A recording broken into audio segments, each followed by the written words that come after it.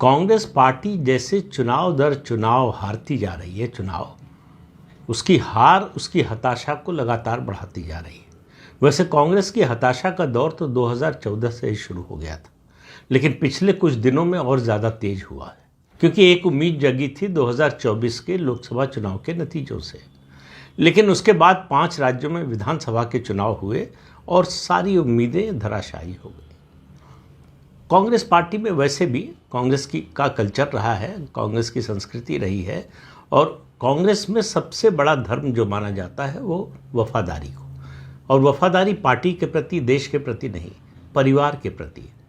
परिवार के प्रति आप कितने वफादार हैं, इससे आंका जाता है कि आपकी पार्टी में कितनी ज़रूरत है और आपको पार्टी में क्या क्या मिल सकता है, कहाँ तक मिल सकता है।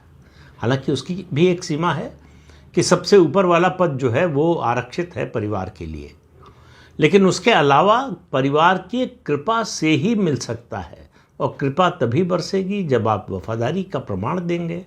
तो प्रमाण देने के लिए वफादारी का होड़ लगी रहती है कांग्रेसियों में। तो आजकल 2014 से बल्कि कहना चाहिए कि वफादारी का जो प्रमाण है वो प्रमाण पत्र मिलता है कि कौन कितना भाजपा और ख़ास तौर से प्रधानमंत्री नरेंद्र मोदी को गाली देता है, उनके लिए अपशब्दों का इस्तेमाल करता है। हालांकि ये बात नई नहीं है, पहले भी गुजरात विधानसभा चुनाव याद कीजिए, जब सोनिया गांधी प्रचार करने गई थी और नरेंद्र मोदी को मौत का सौदागर कहा था, वो दिन और आज का दिन कांग्रेस की हालत गुजरात में कभी सुधरी नहीं। सत्ता से तो वो 1990 से बाहर है, 35 साल हो गए।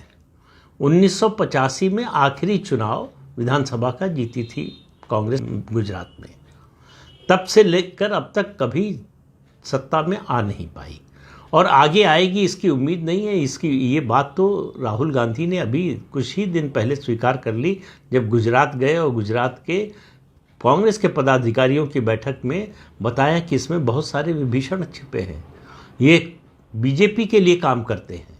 अपनी ही पार्टी के लोगों को उन्होंने गद्दार बताया, भेदिया बताया।